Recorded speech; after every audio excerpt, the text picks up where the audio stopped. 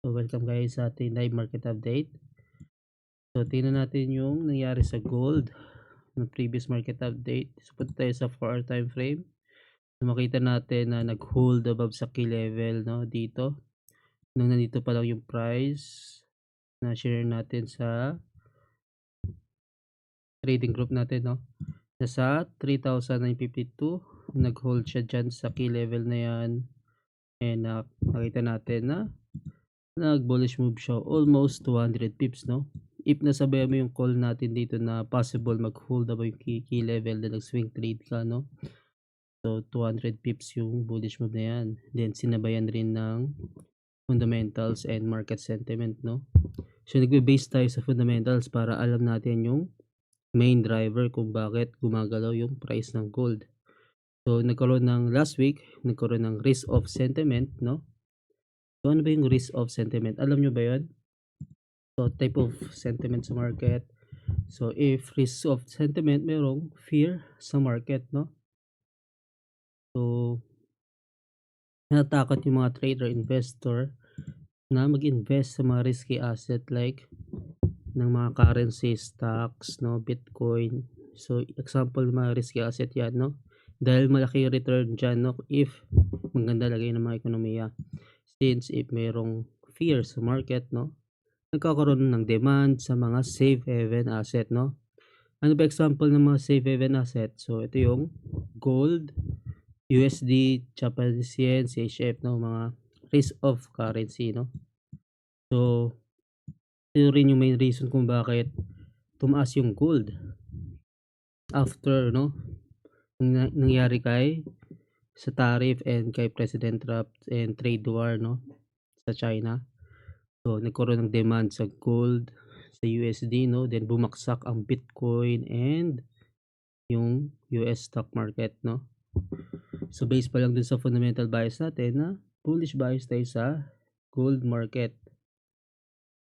So, makita natin yung previous na move ng gold, no? Tingnan natin yung nangyari sa previous market. So, since tagal na nito, I think dito pa lang is bullish bias na tayo sa gold sa 3,300. Dito pa lang, if naalala yung mga previous market update natin.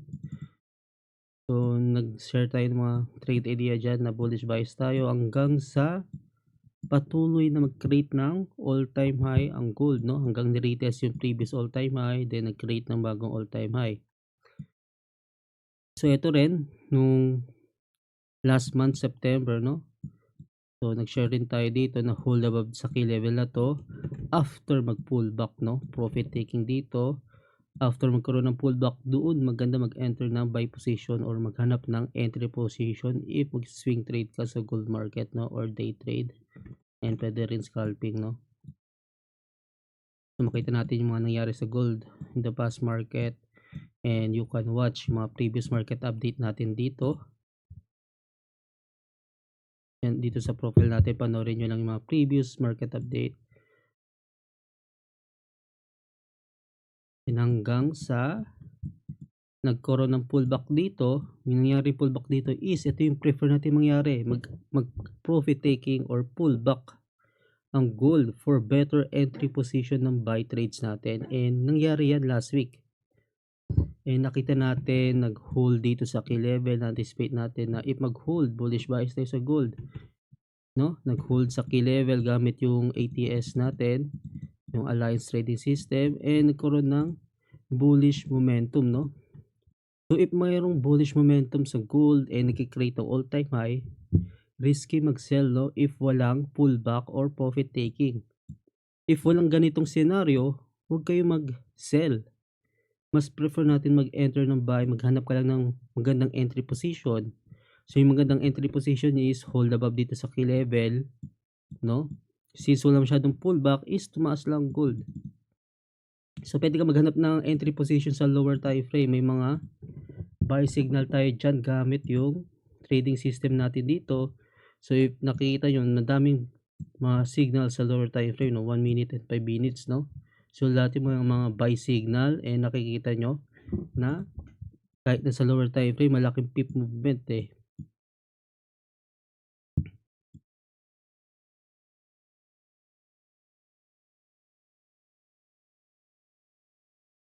Then nakita natin kaninang umaga is nagkaroon ng profit taking, no?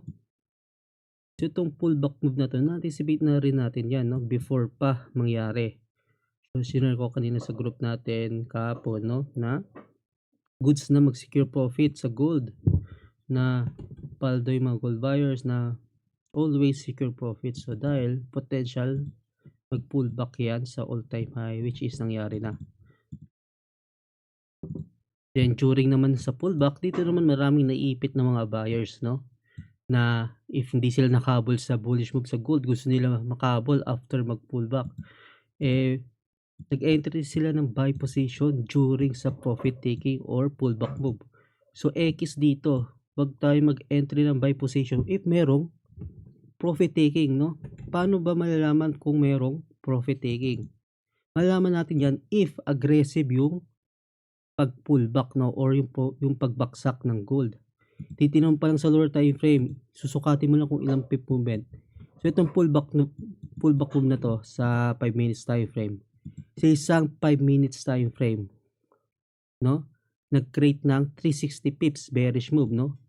Ito pa lang sign na merong profit taking. Kapag merong profit taking, madaming mag-exit ng buy position, aggressive yung pag-exit ng mga trades, then may mga pumapasok ng mga sellers, no, kaya nga tinatawag na profit taking eh. Ang dami nag-exit ng buy position na nagkukos ng pullback move, no, nagkukos ng aggressive pullback move. So dito naman is ang daming naipit na buyers, no, kasi gusto nilang makapasok sa bullish move. So maipit sila dyan. So yung magandang gawin dito is mag-wait ng confirmation, no, bullish confirmation. Siguro wag ka mag-enter ng buy during na oras ng nagkaroon ng profit taking, no. Wait ka muna ng mga ilang oras, no, or market structure, no. Magkaroon ng structure sa market na doon ka na mag-enter ng buy trades. So dito kaninang hapon 2:30 PM, maganda mag-enter ng buy kasi price below key level eh. Mas maganda mag-enter ng buy position dyan, no. So kanina rin, kaninang New York session, so anong oras to, 9 PM, may buy signal, price below key level. Dito rin maganda mag-enter ng buy position, no, kasi nangyayari na yung pullback eh. Nagkaroon na ng pullback and meron ng bullish confirmation dito, nagkaroon ng bullish momentum, dito sa 15 minutes close. Dito naman mag-enter ng buy position. Hindi yung mag-enter ka ng buy position dito sa profit taking dahil sure na maiipit ka dyan. So ganyan nangyari sa gold, no. So tingnan natin ano yung bias natin for this week. Tingnan naman natin yung economic calendar. So meron tayong bukas, mamaya meron tayong Fed Chair Powell speaks. Bukas naman sa Thursday naman meron tayong PPI retail sales sa Friday. Dito ulit yung non-farm payroll or NFP, unemployment rate sa US. So last week na move ulit yung NFP, instead na mangyari yung Friday last week, na move ulit for this week Friday, no. So abangan natin tong NFP. So sana hindi na move ulit, no, para matapos na. So ayun yung mga key data natin sa USD, no, dahil malaki impact ng USD sa gold market. So right now yung market bias natin dito ay bullish bias pa rin tayo. If walang shift of market sentiment or shift of fundamental, same pa rin bias natin, diba? Na possible mag-continue yung bullish move na yan hanggang i-retest ulit yung all-time high, as long as mag-hold above sa key level natin sa baba, no, or dito yung 4,117 key level natin. So previous all-time high yan, kaya minark natin na key level. So pwede rin natin i-mark yung key level sa previous, no. So dito makita natin yung previous key level kapon, pwede natin i-mark yan, no, as a potential pullback move, no. If magpo-pullback ulit ang gold, pwede natin gamitin yan na mag-bearish move ulit yan. Pwede natin gamitin yan na as key level, no? Na kung saan tayo mag-enter ng buy position. Anticipate natin mag-hold above sa key level, no? So, ito yung scenario na if mag-pullback move pa next trading session or bukas. So, if mag-hold naman dito sa key level, no? Katulad kanina, nag-hold siya. Nag-hold dito. Bullish bias pa rin tayo. So, based pa lang sa price action, possible mag-hold yan, no? Nakita natin, nagkakaroon ng mga buyers dito or bullish momentum na possible i-retest yung key level sa taas and i-retest yung previous all-time high dito. So, kaya yung best entry ng buy position is kaninang umaga and kaninang hapon pala and dito. So, timing lang talaga and patience, no? Na wait tayo ng pullback for better entry position sa gold market. Sa Bitcoin naman, alam natin nagkaroon ng massive liquidation, no? Dahil yan kay President Trump, dahil sa news na binigay niya, nagkaroon ng trade war, no? Then, nag-escalate yung China, nag-cause ng fear sa market, kaya bumagsak ang Bitcoin, no? Nakita natin may buy signal sa daily, no? And nagkaroon ng dip, pag buyers dito. Ngayon naman is nag-continue pa rin yung bearish sentiment, no? So, bumagsak pa rin ang Bitcoin dito. So, as of now, risky i-trade yung Bitcoin dahil volatile siya na yun, no? So, kaya i-trade rin tayo ng gold, no? Para if merong fear sentiment o risk of sentiment sa market, no? Na alam natin na lilipat ang gold based sa fundamentals, no?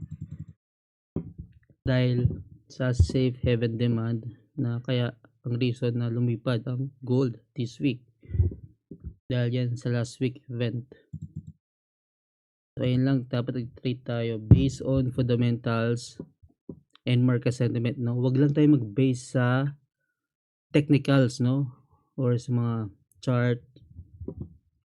Kasi yung technicals is guidance lang natin yan, no? Yung fundamentals pa rin yung main driver kung bakit gumagalaw yung price, no? Yung fundamental driver, yung main driver kung bakit tumataas ang gold, kung bakit bumagsak ang Bitcoin. Dapat alam natin yung mga reason na yan, no? Kaya tinuturo natin yan sa fundamental course natin. Sa mga students ko, aralin lang natin yan. Yung market sentiment, market environment, pricing in concept, economic data report. Dapat alam natin yung mga key data, no? Ano yung mga data report na may impact sa market. Dapat marunong tayo magbasa ng mga economic events, no? Yung mga interpret ng mga data, result ng data, no? Kung pricing na ba yung information, kung malakas ba yung impact nito.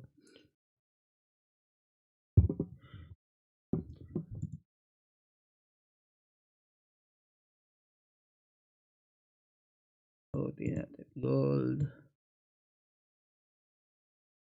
So, strongly bullish pa rin ako sa gold, no? So, mas maganda is nangyari na yung pullback, doon naman maganda entry ng buy, no? So, as of now, titinan ko key level is dito. Yung 4,117, no? Pag hold above yan, bullish bias tayo. Possible mag-bullish move yan, i-retest yung all-time high. So, if nakita natin nagre-range dito sa key level, nagkakaroon ng bearish move below sa key level na yan, then dito ko naman gusto mangyari is mag-pull back pa papunta sa previous day key level na to. Then, sa next trading session, dito naman tayo maghanap ng buy trade. So, if mag-hold above sa key level. So, to recap, so dalawang key level babantayan natin for this week, no? Yung 4117 and 4078. So, dito titingnan natin if mag-hold above dito sa key level na yan, sa dalawang key level, no? Bullish bias tayo, no? So, if mag-hold below naman dito sa 4078, so doon na yung massive profit taking or hard time frame pullback, no? na possible mangyari. So, dapat di lang tayo isang bias, dahil may mga adaptive bias tayo na hindi tayo one-sided sa market. Dahil possible mangyari yung shift of sentiment or possible mag-pullback to. Pero as of now, as of fundamentals na yun, is bullish pa rin naman tayo. Wala pa rin nagbabago sa fundamentals. Kaya if wala nagbabago sa fundamentals, same pa rin ang bias natin na bullish bias sa gold, no? Na-anticipate lang natin yung pullback, no, for better entry position ng buy. Yung mga ganitong pullback nangyari, no? Mga ganitong pullback gusto natin ma-anticipate.